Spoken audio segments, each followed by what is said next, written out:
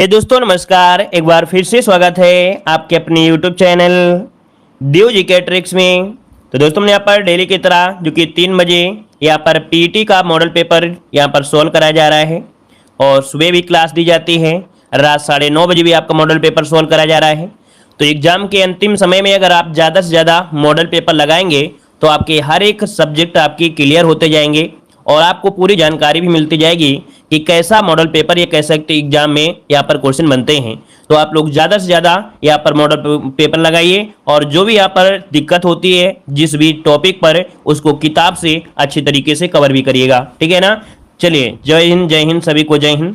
आवाज़ मिल पा रही है दोस्तों? एक बार सभी लोग अगर आवाज़ मिल पा रही तो एक बार थोड़ा स्माइल कर दीजिए, जय हिंद लिख दीजिए और इसके बाद हम लोग क्लास की स्टार्ट करते हैं। साथ ही दोस्तों पेड एग्जाम 2023 की बेहतर तैयारी करने के लिए आप लोग हमारे ऐप से जुड़ सकते हैं। ऐप की लिंक नीचे दी गई है, देव जीके ट्रिक्स। चाहे तो आप लोग प्ले स्टोर से भी इसे डाउनलोड कर सकते हैं। वहां पर आपको पेड एग्जाम के लिए कुछ फ्री कोर्स भी उपलब्ध कराया गया है ना। साथ में यहाँ पर देखा जाए तो आपके जो प्रीवियस ईयर पेपर भी हैं वो भी मिलेगा, करंट अफेयर मिलेगा, स्टैटिक जीके, सब कुछ आपको फ्री में भी आपका है। लेकिन एक कोर्स भी आपको रखा गया है जो कि मात्र यहाँ पर इस समय कम्बो ऑफर के माध्यम से 149 में यहाँ पर दिया जा रहा है। एक चॉकलेट के बराबर आपका ये कोर्स है।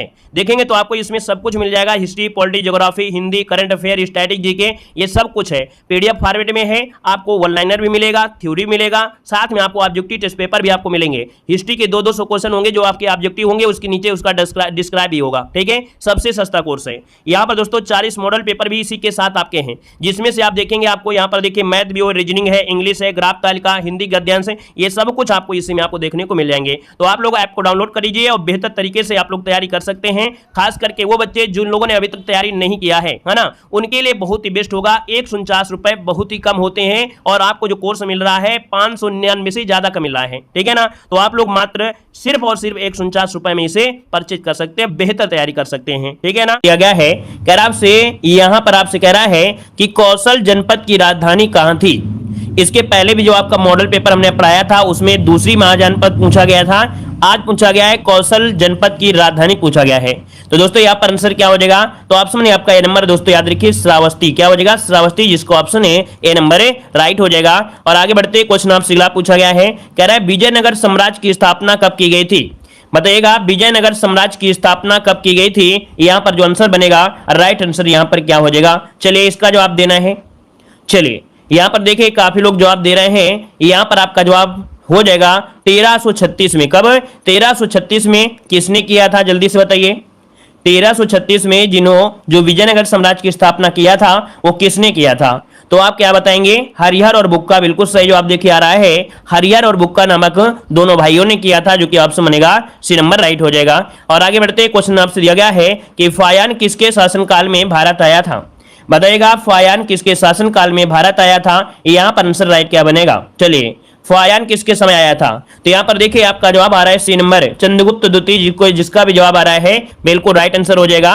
और उसने अपने यात्रा विवरण में देखा जाए तो कई स्थितियों का चित्रण भी किया है, तो ऑप्शन सी नंबर इसका राइट हो जाएगा। चलिए आगे बढ़िए, क्वेश्चन आपसे अगला पूछा गया है कि प्रथम जैन महासभा कहां पर आयोजित की गई थी। प्रथम जैन महासभा जो आयोजित की गई थी वो आपकी कहां पर आयोजित की गई थी। चलिए यहां पर ऑप्शन देना है। तो चलिए ऑप्शन आ रहा है यहाँ पर 4 का ए आ रहा है और कुछ लोग बी भी दे रहे हैं। चलिए लेकिन आपसे पूछा गया है, आपसे जैन सभा पूछा गया है, याद रखिएगा, है ना। थोड़ा सोच समझ के जवाब दीजिए। यहाँ पर जैन पूछा गया है और जैन पूछा है तो दोस्तों यहाँ पर आंसर क्या हो जाएगा? चलिए देखिए आपका जवाब हो जाएगा यहाँ पर आंसर इनमें से क्या बनेगा? बी हो जाएगा आपका पाटिलपुत्र, है ना। 4 को ऑप्शन बी नंबर इसका राइट हो जाएगा, पाटिलपुत्र इसका आंसर राइट हो जाएगा। ये 4वीं शताब्दी में हुई थी स्थूलभद्र की अध्यक्षता में और प्रथम जैन सभा पाटिलपुत्र में आयोजित की गई थी, ऑप्शन बनेगा यहाँ पर बी नंबर। आगे बढ़िए, क्वेश्चन आपसे अगला पूछा गया है, यहाँ पर दिया है निम्नलिखित में से कौन अकबर के नवरत्नों में शामिल नहीं था। बताइएगा निम्नलिखित में से कौन अकबर के नवरत्नों में शामिल नहीं था। यहाँ पर आंसर राइट क्या हो जाएगा? इसका जवाब देना है, आपका आंसर इनमें से राइट क्या हो जाएगा?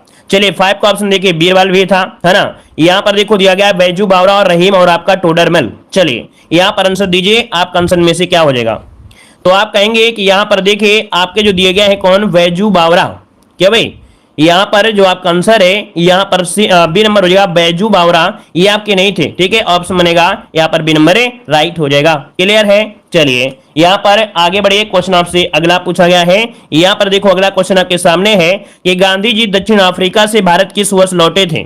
बहुत ही लाजवाब टेस्ट पेपर आपका है दोस्तों। वीडियो को तो लाइक करिए, जितने लोग यहाँ पर जुड़ गए एक बार सभी लोग वीडियो को लाइक करिएगा, ठीक है ना। ईमानदारी से और मेहनत से आप लोगों को सपोर्ट रहता है तो हमारा भी पूरी तरीके से सपोर्ट रहता है। यहाँ पर जितने लोग भी यहाँ पर जुड़े दोस्तों, सभी लोग एक बार सभी लोग साथ में लाइक करिएगा, मिलकर लाइक करिए, है ना। हमें भी अच्छा लगे कि नहीं, आप लोग भी हमारा पूरा सपोर्ट कर रहे हैं जितना हम आपको यहाँ पर सपोर्ट कर रहे हैं, ठीक है। चलिए एक बार सभी लोग लाइक कर दीजिएगा और फिर जवाब दीजिएगा। चलिए देखो यहाँ पर दिया गया है महात्मा गांधी दक्षिण अफ्रीका से भारत किस वर्ष लौटे थे। यहाँ पर आपका 6 नंबर में ऑप्शन है आपका 1915 दोस्तों, यहाँ पर याद रखिएगा 1915 में आए थे, है ना। और यहाँ पर अगर डेट पूछ लिया जाए तो क्या बताएंगे। अगर आपसे डेट पूछ लिया जाए कि कौन सी डेट को ये वापस लौट के आएंगे तो आप क्या बताएंगे। 9 जनवरी को प्रवासी दिवस मनाते हैं। चलिए 21 वर्ष वहां पर रहे थे, ठीक है। आगे बढ़िए, क्वेश्चन दिया गया है कि दांडी यात्रा से संबंधित नौसारी जिला किस राज्य में स्थित है। बिल्कुल चुन चुन के आज प्रश्न लिए गए हैं दोस्तों, है ना। यहाँ पर चुने हुए प्रश्न आपके बिल्कुल दिख रहे हैं। ये बताइएगा नौसारी जिला जो आपका है ये आपके किस राज्य में, इसका आंसर बताइएगा। चलिए नौसारी जिला गुजरात में है, याद रखिए ऑप्शन में आपका नंबर है। ये नौसारी जिला है, गुजरात में है ना। और दांडी नामक स्थान पर पहुंचकर गांधी जी ने 6 अप्रैल 1930 को नमक कानून तोड़ा था। यहाँ पर जो आंसर है आपका नंबर है, राइट हो जाएगा। आगे बढ़ते क्वेश्चन दिया गया है कि प्रथम गोलमेज सम्मेलन का आयोजन कब हुआ था। प्रथम गोलमेज सम्मेलन का जो आयोजन हुआ है कब हुआ था। यहाँ पर आंसर क्या हो जाएगा। तो दोस्तों यहाँ पर याद होगा 12 नवंबर से स्टार्टिंग हुई थी, 12 नवंबर से स्टार्टिंग हुई थी, वो भी 1930 से, है ना। तो ये 12 नवंबर 1930 से लेके 19 जनवरी 1931 तक ये लंदन के सेंट जेम्स पैलेस में आयोजित किया गया था।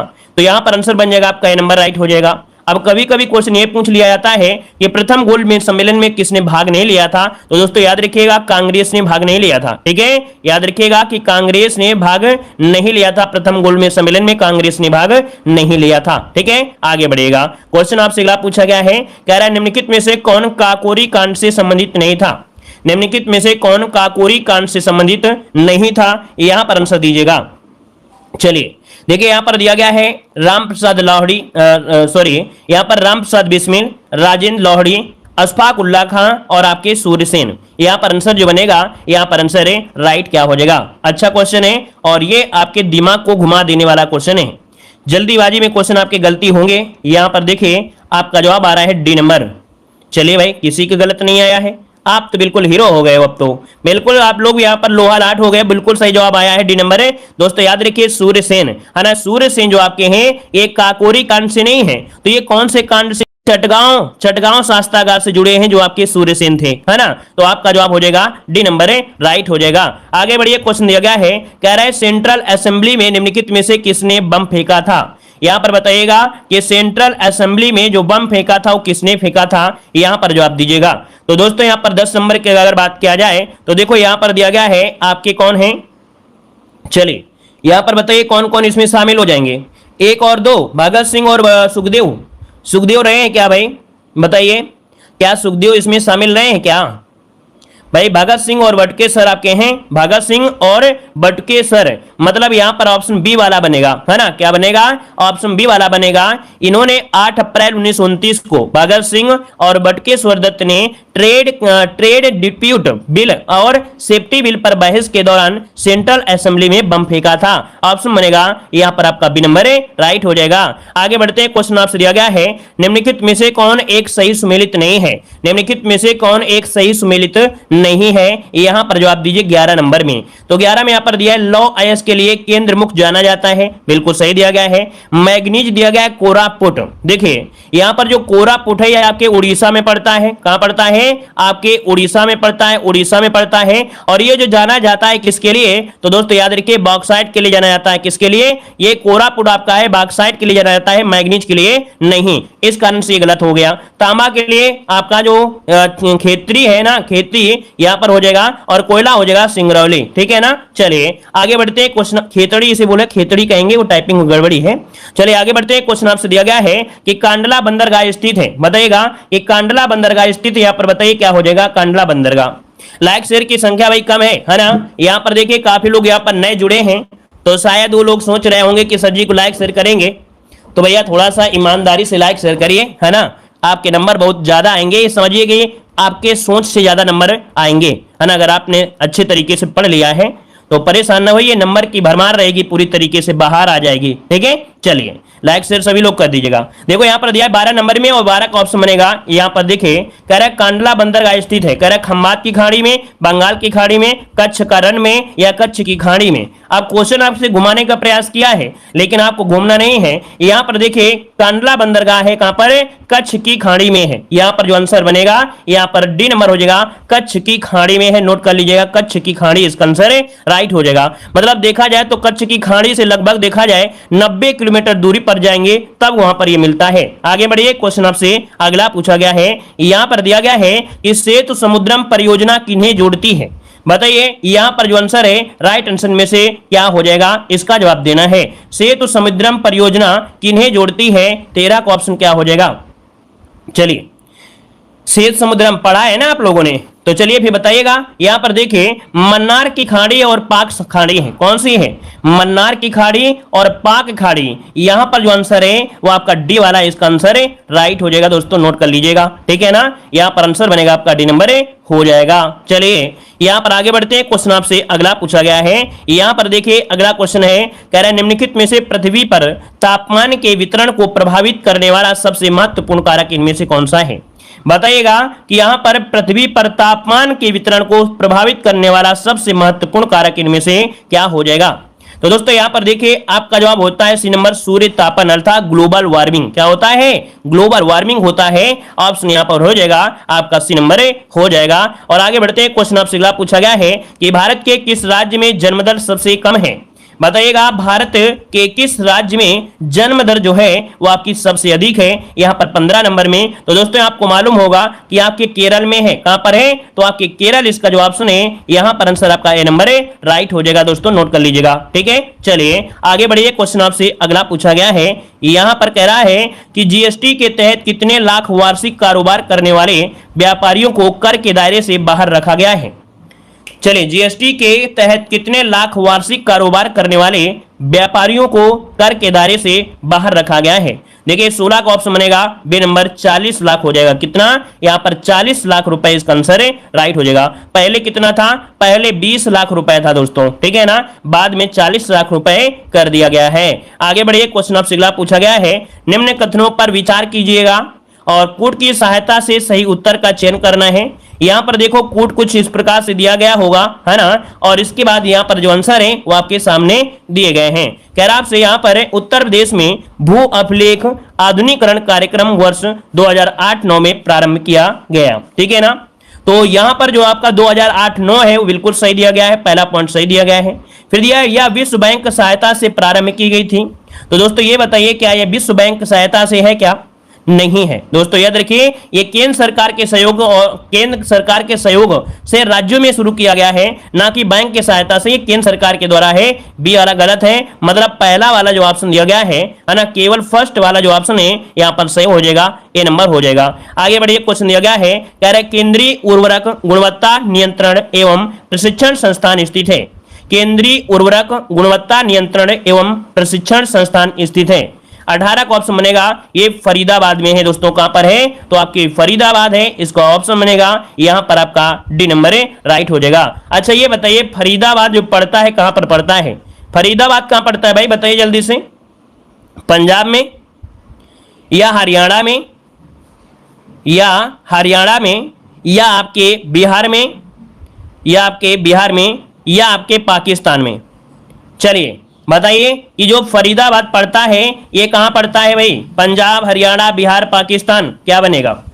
चलिए कुछ लोग यहां पर हरियाणा दे रहे हैं, तो दोस्तों आपका जवाब बिल्कुल सही है, हरियाणा इसका आंसर हो जाएगा कि जो फरीदाबाद है वो आपके हरियाणा में है, ठीक है। आगे बढ़िए, वेरी गुड। यहां पर अगला बताइए, क्वेश्चन दिया गया है, कह रहा आपसे शीर्ष कृषि योग्य भूमि धारक देशों में भारत का स्थान में से कौन सा है।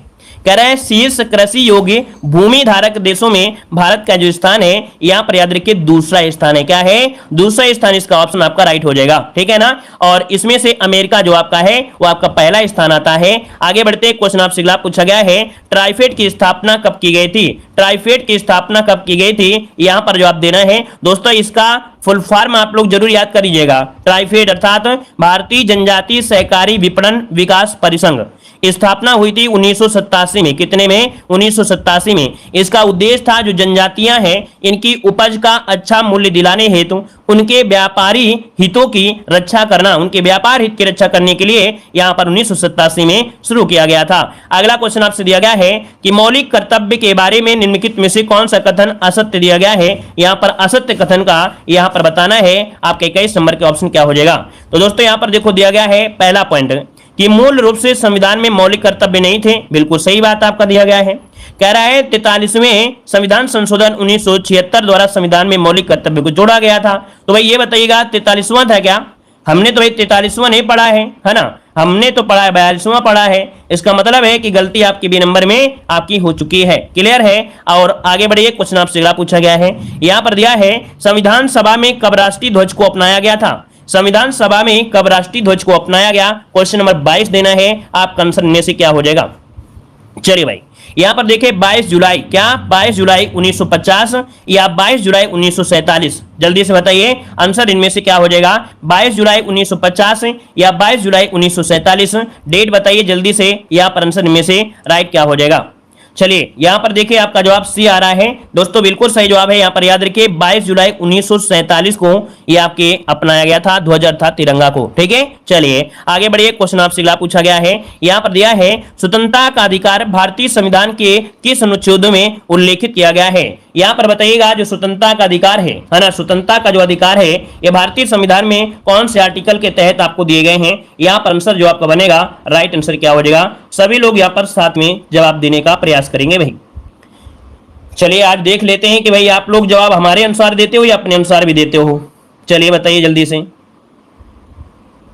चलिए सबके जवाब तो आ गए हैं भाई। यहां पर देखिए आपका जो आंसर है यहां पर हो जाएगा आपका कौन सा 14 से लेके 18 वाला हो जाएगा क्या भाई? 14 से 18 या 19 से 22? देखिए 23 का जो ऑप्शन दिया गया है यहां पर आंसर बनेगा बी। अनुच्छेद 19 से लेके 22 तक जो आपके दिए गए हैं वो आपके हैं क्या?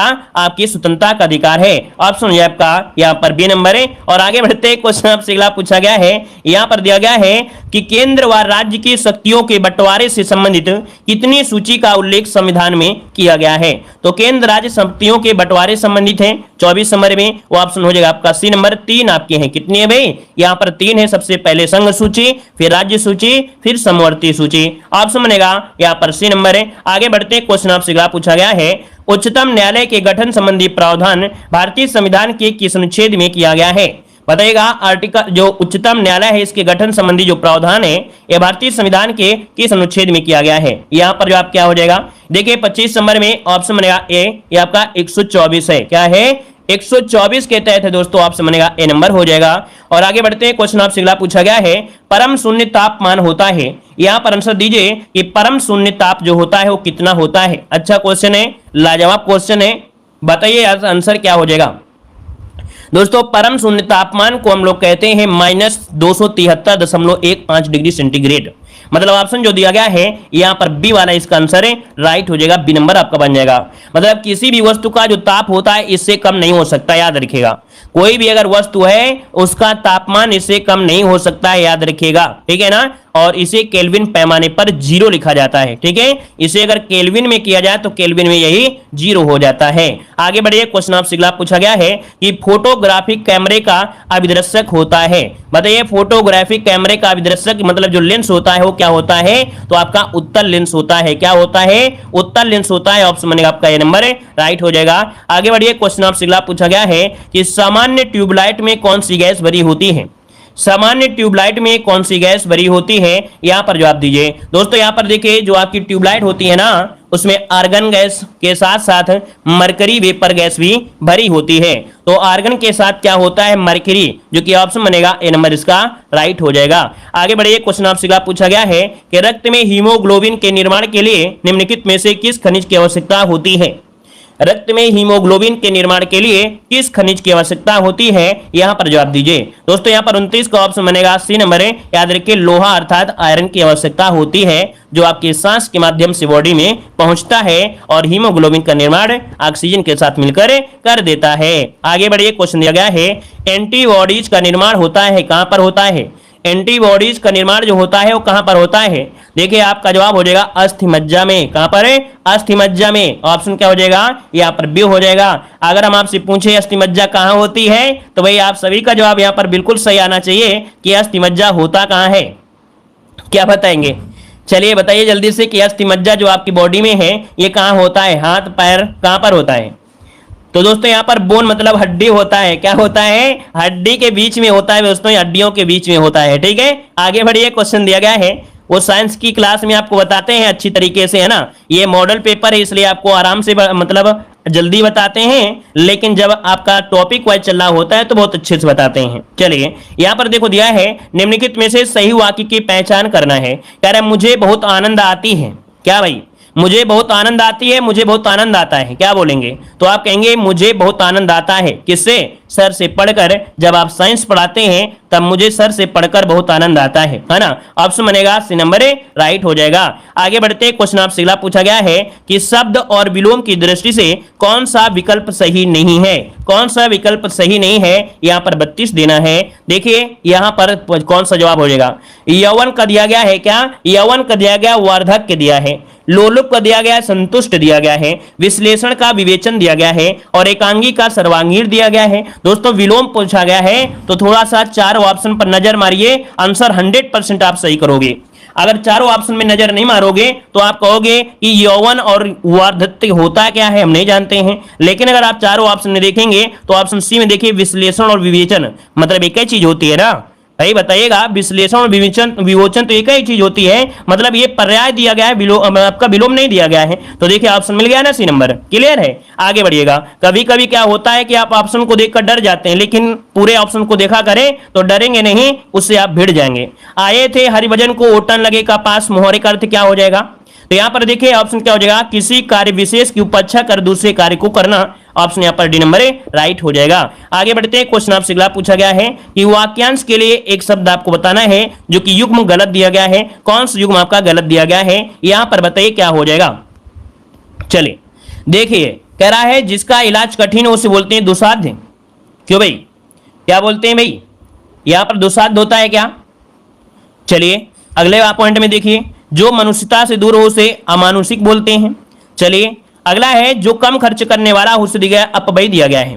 दोस्तों याद रखिएगा जो कम खर्च करने वाला होता है उसे मितव्ययी कहा जाता है। क्या? मितव्ययी कहा जाता है। देखिए ऑप्शन सी नंबर ए यहाँ पर गलत हो जाएगा। ठीक है ना। और जो इतिहास लिखे जाने के युग से पूर्व का हो उसे प्रागैतिहासिक कहते हैं। तो ऑप्शन सी हो जाएगा। आगे बढ़ते हैं, क्वेश्चन दिया गया है कि दिए गए शब्द का संविच्छेद इनमें से क्या हो जाएगा?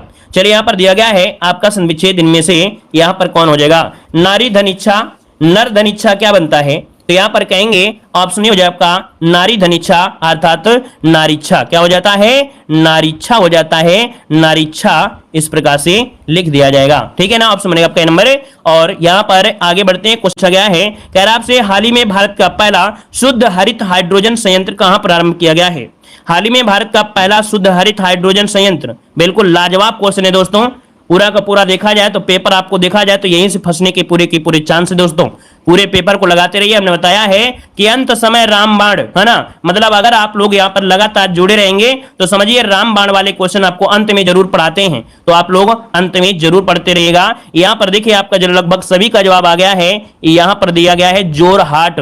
और जोरहाट कहां पर ये बता दीजिए जल्दी से।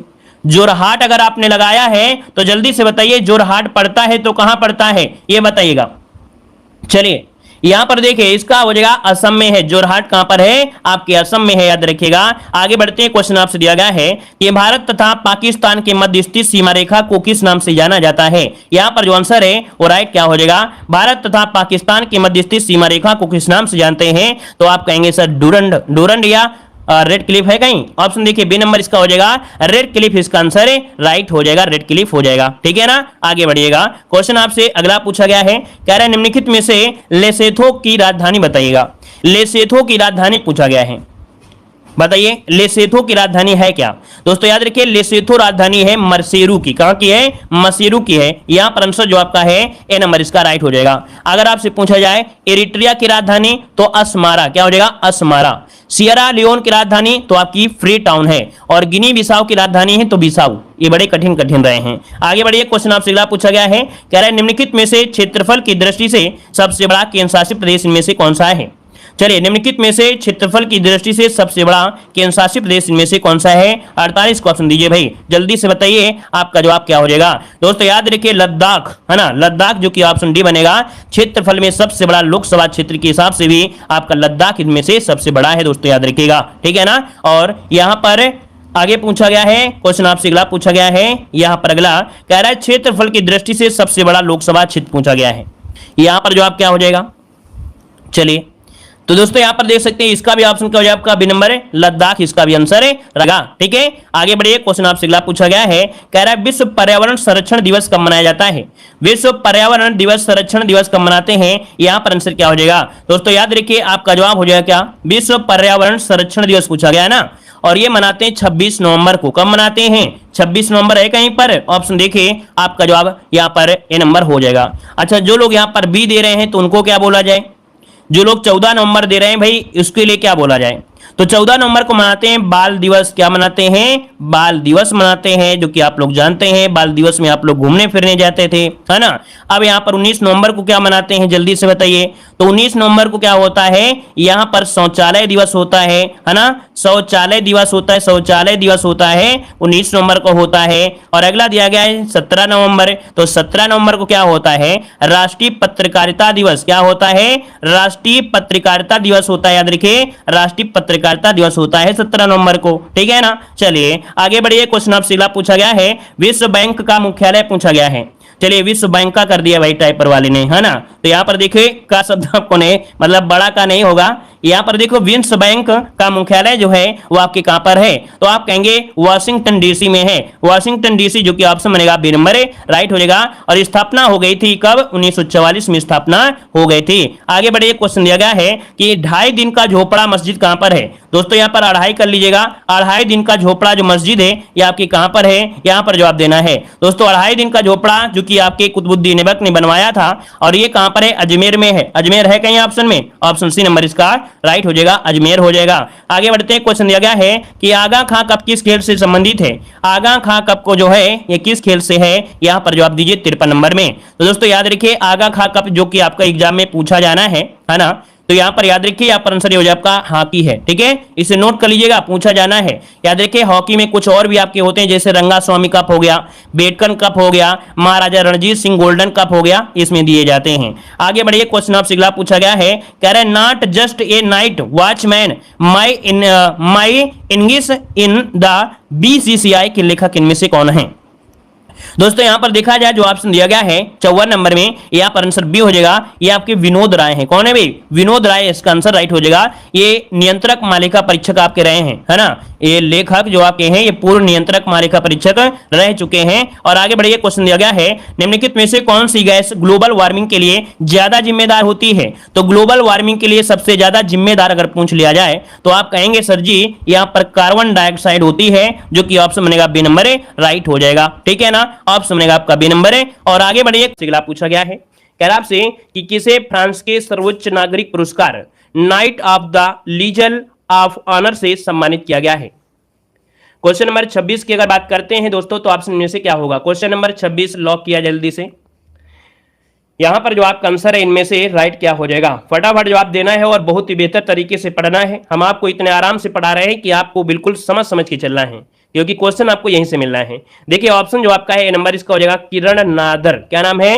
याद रखिएगा कि फ्रांस का सर्वोच्च नागरिक पुरस्कार ये आपके किरण नादर, जो कि ऑप्शन है यहाँ पर नंबर राइट हो जाएगा। यहाँ पर ऑप्शन में दोस्तों देखा जाए तो आपके राष्ट्रपति नहीं दिख रहे हैं, है ना। राष्ट्रपति आप नहीं दिख रहे हैं, और राष्ट्रपति होते तो आप कहते हैं प्रधानमंत्री, जो आपके मोदी जी हैं। ठीक है, आगे बढ़िए, क्वेश्चन आपसे अगला पूछा गया है। यहां पर आपसे कह रहा है कि कौन सा देश नाटो का 31वां सदस्य बना है?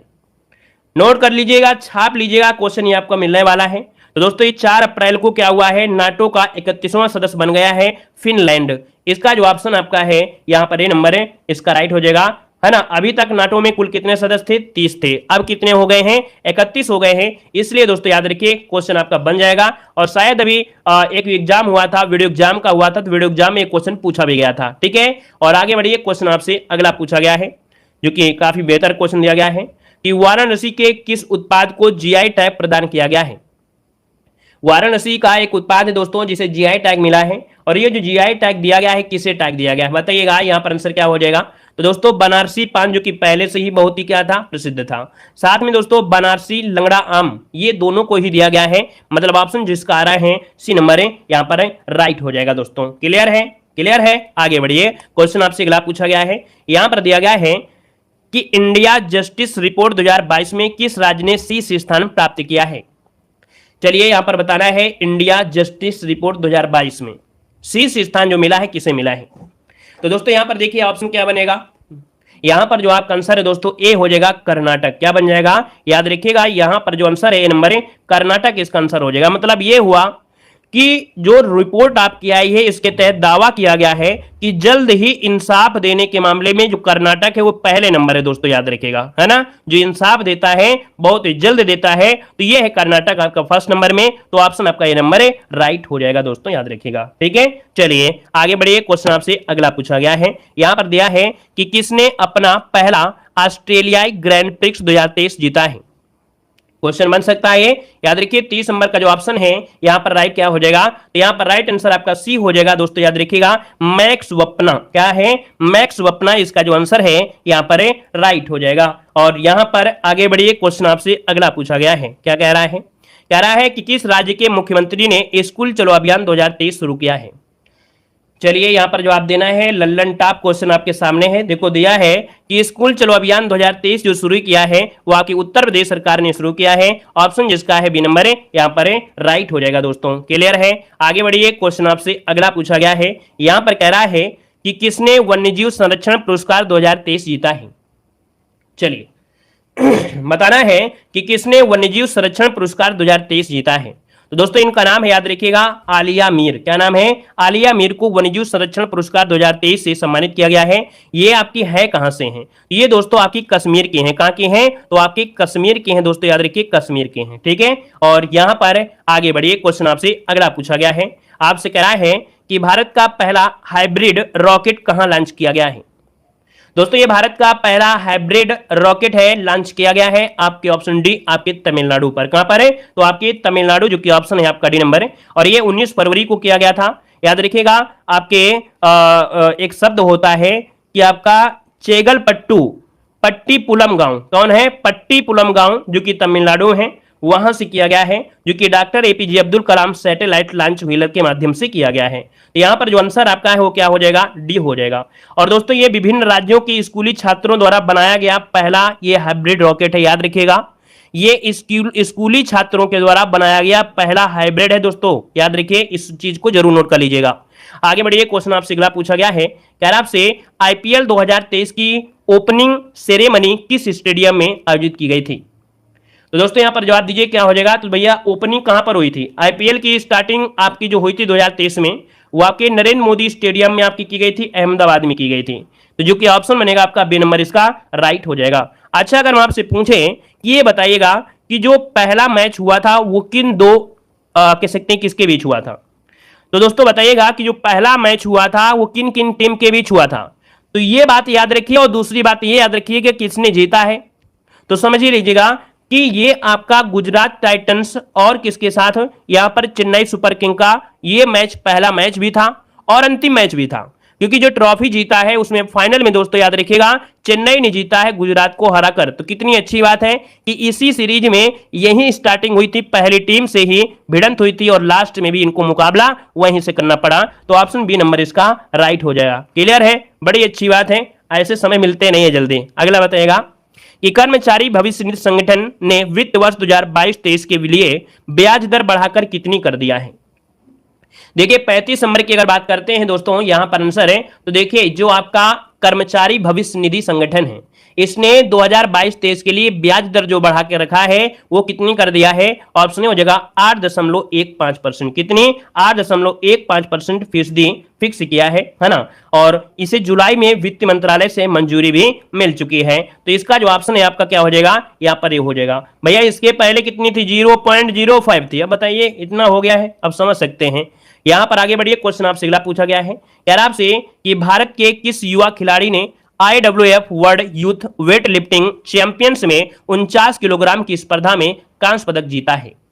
तो दोस्तों यहां पर देख सकते हैं कि आपके यूथ वेट लिफ्टिंग चैंपियंस में 49 किलोग्राम की स्पर्धा में कांस्य पदक जीता है। ये भारत के युवा खिलाड़ी हैं, भविष्य के खिलाड़ी हैं। दोस्तों ऑप्शन बनेगा यहां पर आपका कौन बनेगा? तो ऑप्शन बनेगा डी नंबर है, ये है आपके धनुष लोगानाथन। यहां पर जो आंसर है आपका डी नंबर है, राइट हो जाएगा, डी नंबर हो जाएगा। ठीक है, और आगे बढ़िए, क्वेश्चन आपसे अगला पूछा गया है। यहां पर कह रहा है कि महिला विश्व मुक्केबाजी चैंपियंस में एक से अधिक स्वर्ण पदक जीतने वाली दूसरी भारतीय महिला कौन बनी है? दोस्तों यहां पर जवाब देना है, आपका आंसर क्या हो जाएगा? यहां पर आंसर जो आपका है दोस्तों नोट करिएगा, ए नंबर हो जाएगा निखत जरीन। याद रखिए ये 26 वर्ष की हैं। कितनी हैं? 26 वर्ष की हैं निखत जरीन। इनका कहीं कहीं नाम निखत दिया है लेकिन निकहत जरीन है।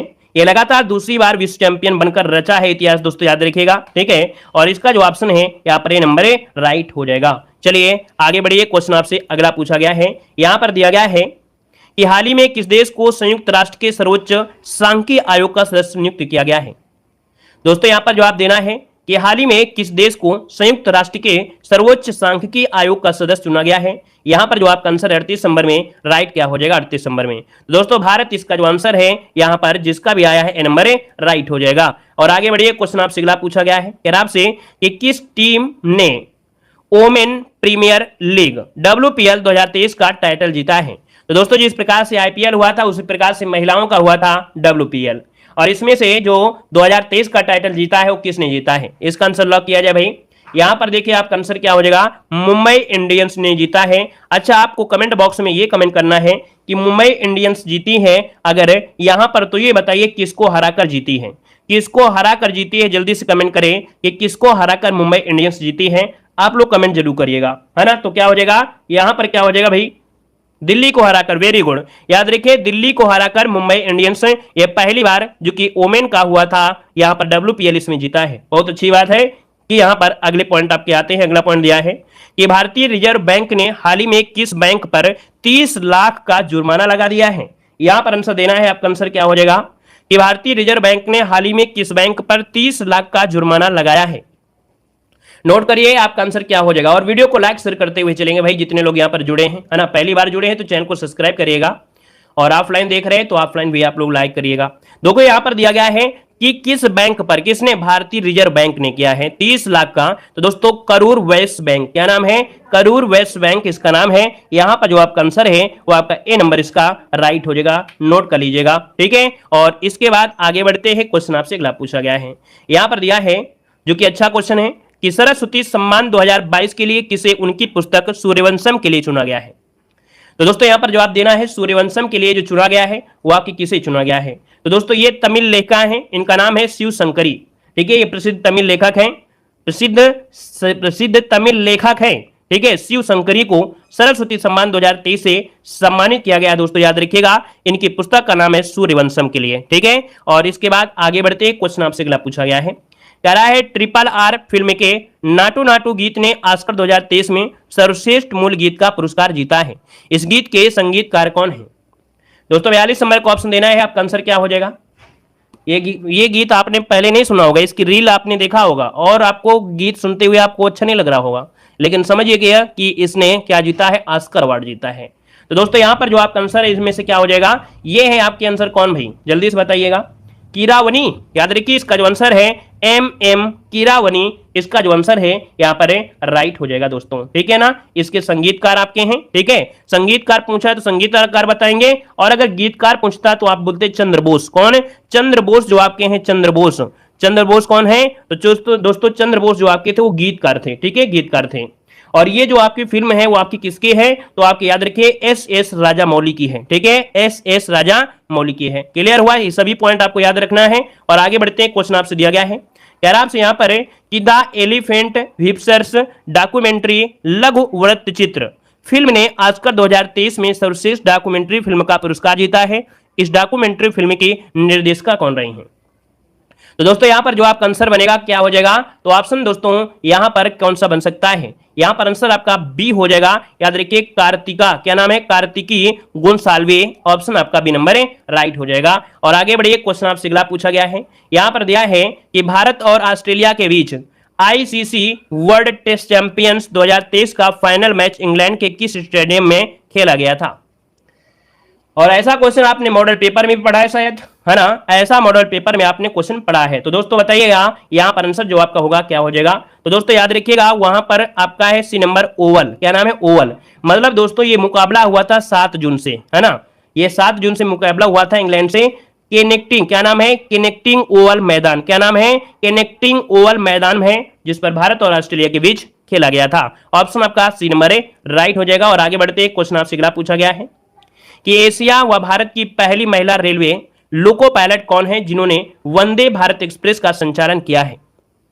चलिए जवाब देना है कि एशिया व भारत की पहली, दोस्तों ये एशिया की, है ना, और भारत की पहली तो है ही है, ये एशिया की भी पहली हैं जो कि महिला रेलवे लोको पायलट हैं, इन्हें वंदे भारत एक्सप्रेस का संचालन किया है। यहां पर आंसर 45 नंबर लॉक किया जाए।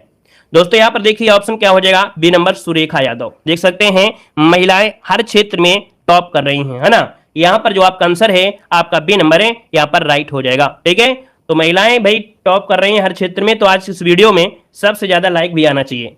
देखो भारतीय रिजर्व बैंक ने किसको इंफ्रास्ट्रक्चर फाइनेंस कंपनी का दर्जा दिया है? दोस्तों यहां पर 46 नंबर लॉक करना है। और आपसे कह रहा है कि भारतीय रिजर्व बैंक आरबीआई ने किसको इंफ्रास्ट्रक्चर फाइनेंस कंपनी मतलब आईएफसी का दर्जा दिया है? तो दोस्तों यहां पर जो आपका आंसर है दोस्तों याद रखिएगा इरेडा, क्या नाम है, इरेडा, इसका जो आंसर है यहां पर बी नंबर है, राइट हो जाएगा, बी नंबर हो जाएगा। आगे बढ़िए, क्वेश्चन आपसे अगला पूछा गया है और आपसे कह रहा है कि प्रधानमंत्री नरेंद्र मोदी ने कहां पर दुनिया के सबसे लंबे railway platform Shri सिद्धारूढ़ा Swami ji railway station का उद्घाटन किया है? दोस्तों 47 नंबर की अगर बात करते हैं तो 47 नंबर का ऑप्शन क्या हो जाएगा? यहां पर 47 का जो ऑप्शन बनेगा दोस्तों बी नंबर है, याद रखिएगा आपकी कर्नाटक में। कहां पर है ये? कर्नाटक में ये आपका रेलवे स्टेशन है जिसका नाम है क्या, श्री सिद्धारूढ़ा, इसका आंसर है, राइट हो जाएगा। दुनिया का सबसे लंबा रेलवे स्टेशन है। अब आप कहेंगे कि भैया स्टेशन का नाम दे दिया है तो कहीं ना कहीं आपको ये भी याद रखना है, हुबली डायरेक्ट याद रख लीजिएगा, कोई दिक्कत नहीं है। ठीक है, चलिए आगे बढ़िए, क्वेश्चन आपसे अगला पूछा गया है। यहां पर दिया है कि मार्च 2023 में पीएम नरेंद्र मोदी ने किस एक्सप्रेसवे का उद्घाटन किया है? तो दोस्तों यहां पर जवाब देना है आपका 48 नंबर का जो ऑप्शन बनेगा इनमें से क्या हो जाएगा? तो दोस्तों ये है आपका एक्सप्रेसवे, दोस्तों याद रखिएगा बेंगलुरु मैसूर एक्सप्रेसवे, जो कि ऑप्शन है यहां पर आपका डी नंबर है, राइट हो जाएगा, डी नंबर हो जाएगा। क्लियर है? और आगे बढ़िए, क्वेश्चन आपसे अगला पूछा गया है। यहां पर दिया गया है कि केंद्रीय पर्यावरण मंत्री कौन है? भूपेंद्र यादव ने किस शहर में 2 दिवसीय G20 पुष्प महोत्सव का उद्घाटन किया है? दोस्तों 49 नंबर की अगर बात करते हैं तो दोस्तों ऑप्शन क्या बनेगा? यहां पर ऑप्शन बी हो जाएगा नई दिल्ली, क्या हो जाएगा, नई दिल्ली के सीपी में G20 थीम वाले फुल महोत्सव का आयोजन किया गया है, जिसका ऑप्शन है बी नंबर है, राइट हो जाएगा। और अगला क्वेश्चन यहां पर आपसे दिया गया है, कह रहा आपसे कि 32वें व्यास सम्मान के लिए डॉक्टर ज्ञान चतुर्वेदी को उनके किस उपन्यास के लिए चुना गया है? और अच्छा क्वेश्चन, लाजवाब क्वेश्चन, बिल्कुल चुना हुआ क्वेश्चन है, संभावित है, पूछा जा सकता है। याद रखिए इसका जो ऑप्शन है यहां पर नंबर पागल खाना, याद रखिए पागल खाना के लिए इनको चुना गया है दोस्तों, जो कि ये 32वें नंबर के व्यास सम्मान के लिए चुना गया है डॉक्टर ज्ञान चतुर्वेदी को, जो कि ऑप्शन बनेगा आपका ए नंबर है, राइट हो जाएगा, ए नंबर हो जाएगा। साथ ही दोस्तों पेड एग्जाम 2023 की बेहतर तैयारी करने के लिए आ गया है यहाँ पर कम्बो ऑफर, सबसे कम दाम, यूट्यूब में सबसे सस्ता कोर्स, सबसे अच्छा कोर्स 2023 के अपडेट। यहाँ पर चाहे मॉडल पेपर हो चाहे आपकी थ्योरी हो, यहाँ पर थ्योरी अगर आप पढ़ते हैं तो वहां पर वन लाइनर भी पढ़ने को मिलेगा, थ्योरी भी पढ़ने को मिलेगी और आपको ऑब्जेक्टिव टेस्ट पेपर होंगे, हर एक सब्जेक्ट के आपके 200 क्वेश्चन होंगे, उसका डिस्क्राइब भी आपको मिलेगा। साथ में 40 मॉडल पेपर भी रखे गए हैं, जिसमें से आपको मैथ भी होगा, रीजनिंग भी होगा, और उसके नीचे कुछ आंसर की भी होंगी, जिसके तरीके से फास्ट भी कर सकते हैं। चाहे तो आप 10 दिन के अंदर इस पूरे कोर्स को पढ़ सकते हैं, मात्र 10 दिन में, और बेहतर स्कोर आप लोग ला सकते हैं। सबसे बेस्ट आपका यही है, जो कि देख सकते हैं कि आप देखेंगे एक चॉकलेट के बराबर है, एक रिचार्ज के आधे दाम पे आपको रख दिया है, ताकि आपको यह समस्या ना हो कि नहीं हमने बहुत पैसा यहाँ पर दिया है। आप यहाँ पर जब जुड़ेंगे ना, तो आपको लगेगा कि सर ने तो बहुत कम पैसा लिया है और इतना कोर्स अच्छा कैसे दे दिया है। ठीक है ना? तो आप लोग ऐप को डाउनलोड करिए और बेहतर तैयारी करिए। ठीक है ना? चलिए, धन्यवाद। जय हिंद, वंदे मातरम।